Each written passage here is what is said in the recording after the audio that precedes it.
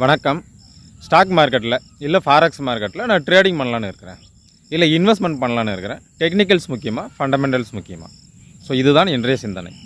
எந்த மார்க்கெட்டாக இருந்தாலும் சரி, நான் ஸ்கேல்பிங் பண்ணலான்னு இருக்கேன், இல்லை ஒரு இன்ட்ராடே பண்ணலான்னு இருக்கேன், இல்லை ஒரு டே ட்ரேடிங் பண்ணலான்னு இருக்கேன் அப்படின்னா டெக்னிக்கல்ஸ் மட்டும் போதும், ஃபண்டமெண்டல்ஸ் தேவையில்லை. சரி, ஏன் டெக்னிக்கல்ஸ் மட்டும் போதும் அப்படின்னா, டெக்னிக்கல்ஸில் ஏகப்பட்ட மெத்தட்ஸ் இருக்குது. ஸோ நீங்கள் எந்த மெத்தடை வேணாலும் யூஸ் பண்ணிக்கோங்க. நீங்கள் எந்த மெத்தடை பேஸ் பண்ணி, எந்த டெக்னிக்கல் அனாலிசிஸை பேஸ் பண்ணி நீங்கள் ட்ரேடிங் பண்ணாலும், அந்த டெக்னிக்கல் அனாலிசிஸ் ஒரு என்ட்ரி பாயிண்ட் சொல்லுமா, ஒரு டார்கெட் சொல்லுமா, ஒரு ஸ்டாப் லாஸ் சொல்லுமா. ஸோ அதை பேஸ் பண்ணி நம்ம ட்ரேடிங் பண்ணலாம். சரி, இல்லை நான் ஒரு லாங் டேர்மாக ட்ரேடிங் பண்ணலான்னு இருக்கேன், இல்லை ஒரு ஷார்ட் டேர்மாக பண்ணலான்னு இருக்கேன், இல்லை ஒரு ஸ்விங் ட்ரேடிங் பண்ணலான்னு இருக்கேன், இல்லை கோல்டில், இல்லை சில்வரில், இல்லை ஏதாவது ஒரு ஸ்டாக்கில், இல்லை ஒரு கரன்சி பேரில், இல்லை நிஃப்டியில், பேங்க் நிஃப்டியில் நான் இன்வெஸ்ட்மெண்ட் பண்ணலான்னு இருக்கேன் அப்படின்னாக்கா இந்த டெக்னிக்கல்ஸ் முக்கியம். ஆனால் ஃபண்டமெண்டல்ஸும் ஒரு அவுட்டர் லைனாக நீங்கள் தெரிஞ்சுக்கிறது நல்லது. எப்படின்னா, இப்போ நீங்கள் கோல்டில் இன்வெஸ்ட்மெண்ட் பண்ணலான்னு இருக்கீங்க, இல்லை ஏதாவது ஒரு ஸ்டாக்கில் இன்வெஸ்ட்மெண்ட் பண்ணலான்னு இருக்கீங்க அப்படின்னா, அந்த ஸ்டாக்கை பற்றியோ இல்லை கோல்டை பற்றியோ ஃபண்டமெண்டலாக சம்திங் அடுத்து என்ன நடக்கும், ஸோ ஃபண்டமெண்டலாக என்ன இருக்குது அப்படிங்கிறத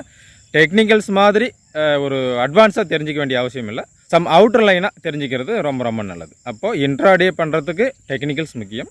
ஸோ இன்வெஸ்ட்மெண்ட் பேசிக்ஸில் பண்ணும்போது நம்மளுக்கு டெக்னிக்கல்ஸ் ப்ளஸ் ஒரு அவுட்டர் லைனாக ஃபண்டமெண்டல்ஸ் முக்கியம். நன்றி.